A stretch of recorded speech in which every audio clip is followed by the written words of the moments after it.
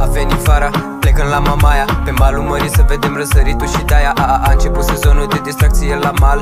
Bem și ne distrăm până ajungem în spital. A venit vara, plecăm la Mamaia, pe malul mării să vedem răsăritul și de-aia a început sezonul de distracție la mal. Bem și ne distrăm până ajungem în spital. La 5 dimineața soarele abia răsare, de la ora 3 noi încă suntem în picioare. Deci nu o da în contre, cu care pe care, hai cu noi să te distrezi, hai cu noi la mare. Mi-am stresat de gașca pregătiți de petrecere. E sezon estival, fiindcă inima-ți cere. E sezon de distracție, la demetere, așa că vino lângă mine, ușor caliente. A venit vara, plecăm la Mamaia, pe malul mării să vedem răsăritul și de-aia a început sezonul de distracție la mal. Bem și ne distrăm până ajungem în spital. A venit vara, plecăm la Mamaia, pe malul mării să vedem răsăritul și de-aia a început sezonul de distracție la mal. Bem și ne distrăm până ajungem în spital. A venit vara, cine dracu stă în casă?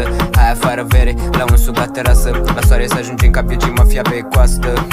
Brr, brr, asta este vara noastră.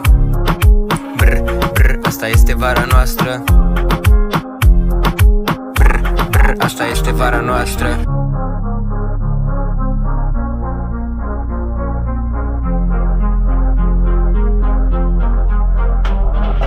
A venit vara, plecăm la Mamaia, pe malul mării să vedem răsăritul și de-aia a început sezonul de distracție la mal. Bem și ne distrăm până ajungem în spital.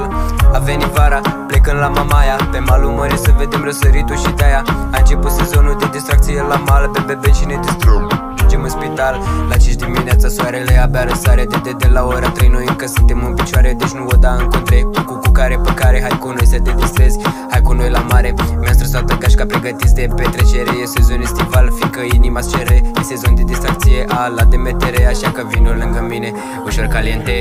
A venit vara, plecăm la Mamaia, pe malul mării să vedem răsăritul și de-aia a început sezonul de distracție la mal. Bem și ne distrăm, ajungem în spital. A venit vara,